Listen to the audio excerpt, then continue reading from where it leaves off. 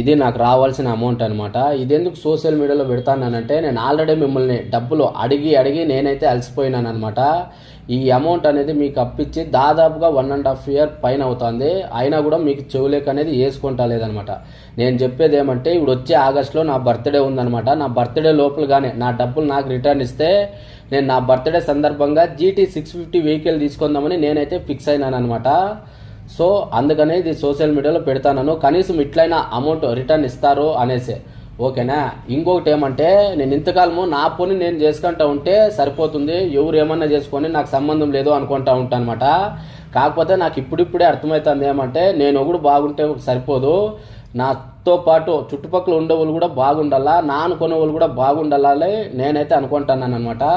So అందుకనేసే నేను నాకు తెలిసిన కొంచెం ఫైనాన్షియల్ నాలెడ్జ్ని నేను ఈ సోషల్ మీడియా ద్వారా షేర్ చేయాలనుకుంటున్నాను.